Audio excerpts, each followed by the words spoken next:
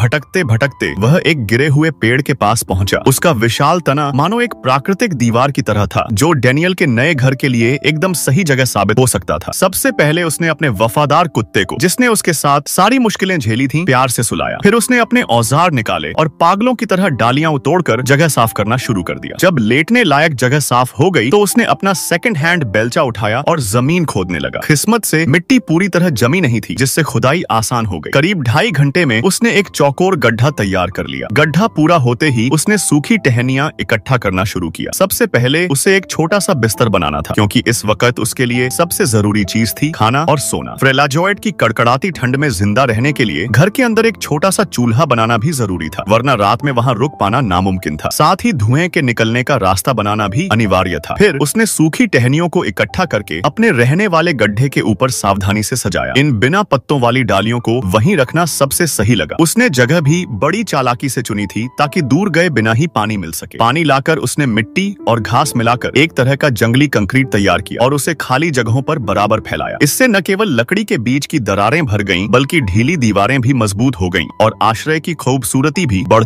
गई। फिर अलग अलग आकार और मोटाई के पत्थरों का इस्तेमाल करके डेनियल ने चूल्हे के लिए एक मजबूत चिमनी बनाई। इस चिमनी ने न सिर्फ गर्मी को अंदर बनाए रखा, बल्कि किसी भी तरह के खतरे को भी टाल दिया। इस मेहनत में उसके हाथों के दस्ताने भी घिस गए, लेकिन उसने काम रुकने नहीं दिया। इसके बाद उसने आग जलाने की कोशिश की और जैसे ही आग भड़की, चारों ओर की ठंड गायब हो गई। उस पल में वह गड्ढा मानो उसका असली घर बन गया। गर्माहट का पूरा फायदा उठाने के लिए उसने तुरंत सामने का पैनल बनाना शुरू किया और जल्द ही एक मजबूत दीवार खड़ी हो गई। आश्रय की खूबसूरती बढ़ाने के लिए कई महीनों से जमा सूखी डालियों को 3-4 खंभों पर आड़ा तिरछा जमाया गया। किसी भी टेढ़ी मेढ़ी डाली को छोटे आरी से बराबर कर दिया गया। इससे न सिर्फ आश्रय का लुक निखर गया, बल्कि उसकी मजबूती भी बाकी हिस्सों जितनी हो गई। पूरी तरह सुरक्षित और मजबूत बनाने के लिए ऊपर की सतह पर मिट्टी की एक समान परत चढ़ाई गई, जिससे यह पूरी तरह हवारोधी बन गया। लेकिन तभी मौसम ने करवट ली और तेज बारिश शुरू हो गई। शुक्र है, अब बस एक दरवाजे की जरूरत थी। डेनियल पहले से ही दरवाजे बनाने में माहिर था। उसने दरवाजे को दीवार से जोड़ने के लिए रबर का इस्तेमाल किया, ताकि दरवाजा आसानी से खुल बंद हो सके। फिर उसने हर छोटी सी दरार को सील कर दिया, ताकि कोई भी छेद उसके स्वास्थ्य के लिए खतरा न बने। इन सारी मेहनतों के बाद नदी के पास एक नया सुरक्षित आश्रय तैयार हो चुका था। उसने बाहर एक साधारण सा चूल्हा जलाया। आज की मेहनत का इनाम था 2 बड़े चिकन ड्रमस्टिक। लेकिन इतना काफी नहीं लगा, तो उसने कुछ साइड डिश और खीरे के टुकड़े भी तैयार किए। फिर उसने एक मजेदार डिनर का आनंद लिया। पेट भरने के बाद भी उसने अपने वफादार कुत्ते को नहीं भुलाया, जो बरसों से उसका सच्चा साथी था। उसे प्यार से दुलारने के बाद वह धीरे धीरे लेट गया और गहरी नींद में सो गया।